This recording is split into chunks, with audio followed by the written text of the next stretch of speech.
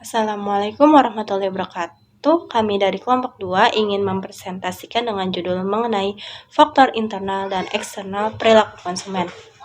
Perkenalkan, saya Zahwa Salsabila Al-Aziz sebagai moderator dan dua teman saya yaitu Nur Adinda dan Hendra Alexander Turnit sebagai presentator.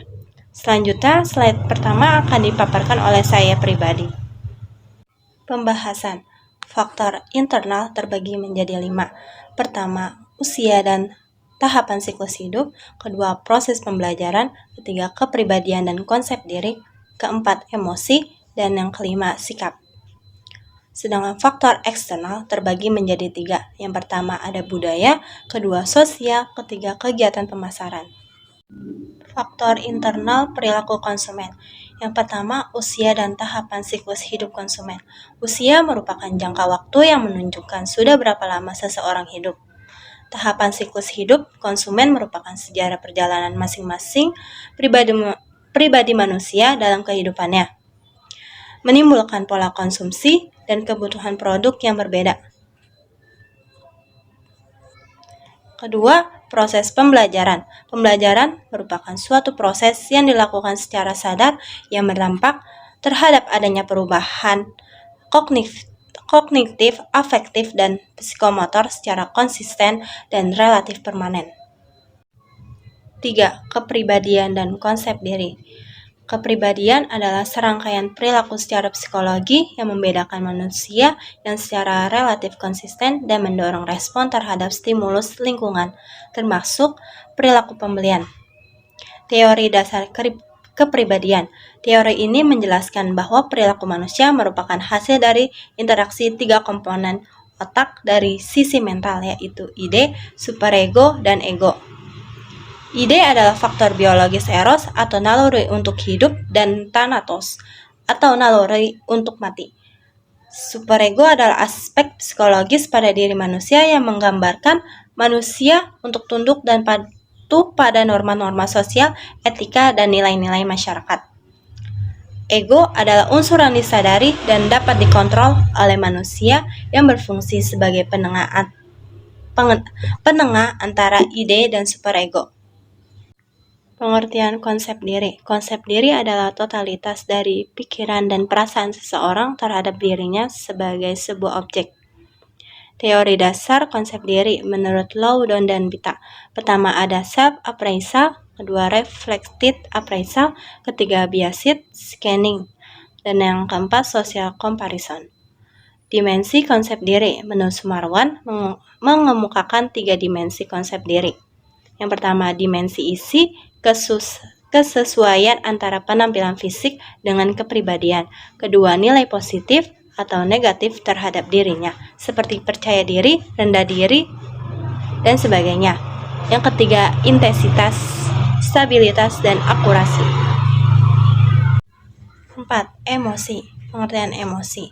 Emosi merupakan suatu reaksi afektif yang terus-menerus seperti takut, senang, atau gembira, dan marah.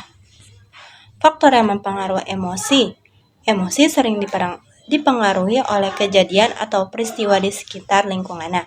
Emosi sering diikuti dengan perubahan fisik seperti pupil mata membesar, bertambahnya keringat, nafas yang cepat, meningkatnya detak jantung dan tekanan darah, serta meningkatnya tingkat gula darah. Faktor yang mempengaruhi emosi. Emosi umumnya bersamaan dengan pikiran kognitif. Emosi melibatkan perasaan subjektif. Jenis emosi secara umum ada marah, sedih, senang, bahagia, takut, galau, Hawkins dan Motherbauer membagi menjadi 3 jenis emosi dasar. Pertama kesenangan, kedua gairah, dan yang ketiga dominan. Yang kelima, sikap. Sikap adalah sesuatu yang tahan lama, evaluasi umum dari orang-orang, objek, iklan, atau isu-isu. Sikap merupakan suatu keseluruhan evaluasi yang menunjukkan seberapa besar kita menyukai atau tidak menyukai suatu objek, wacana atau isu, orang, ataupun tindakan. Sifat sikap. Sifat sikap ada 3, yaitu yang pertama, bervariasi dalam intensitas dan dukungan, yang kedua, kepercayaan, yang ketiga, dinamis. Fungsi sikap. Fungsi sikap ada 4. Yang pertama, fungsi utilitarian adalah fungsi yang mengacu pada ide bahwa individu mengekspresikan perasaan untuk memaksimalkan penghargaan dan meminimalkan hukuman yang mereka terima dari orang lain.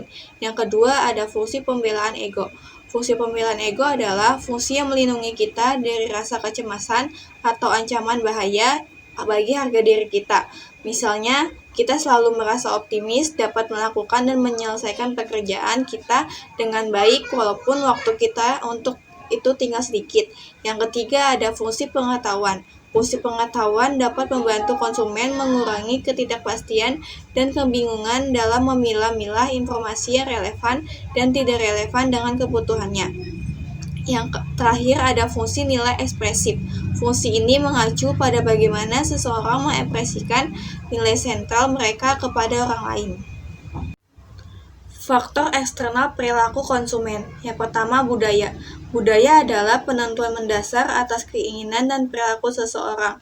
Budaya sebagai segala nilai, pemikiran, dan simbol yang mempengaruhi perilaku, sikap, kepercayaan, dan kebiasaan seseorang dan masyarakat. Unsur-unsur budaya. Unsur-unsur budaya ada 7. Yang pertama, nilai, norma, kebiasaan, larangan, konvensi, mitos, dan simbol.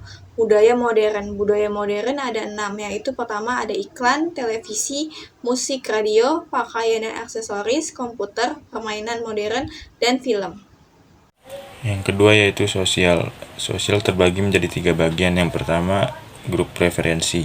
Grup preferensi adalah sekelompok orang dengan siapa individu atau konsumen membandingkan diri mereka untuk menjadi contoh dalam mengembangkan sikap, pengetahuan, dan perilaku.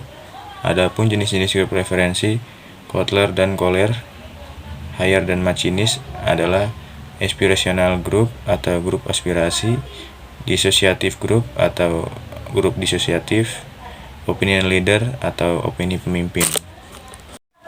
Yang kedua ada conformity.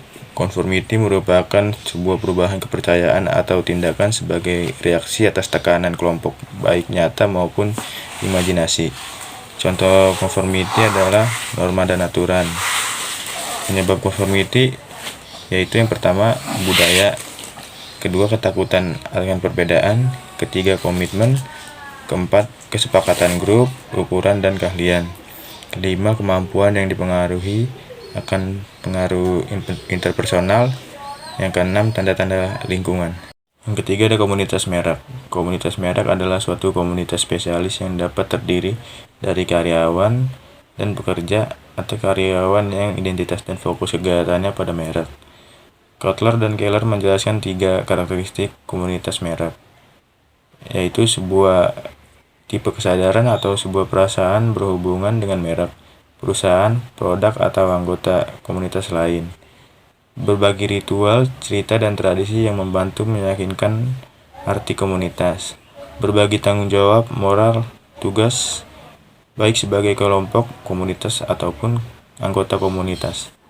Yang ketiga ada kegiatan pemasaran. Strategi pemasaran merupakan stimulus eksternal yang diperoleh konsumen untuk mendapatkan informasi dan melakukan evaluasi alternatif. Program pemasaran memberikan stimulus atau rangsangan bagi otak seseorang untuk mengingat dan memanggil kembali merek produk sesuai kebutuhan. Efek program pemasaran yang bersifat pengalaman atau experience memberikan tambahan pengetahuan dan memori bagi konsumen.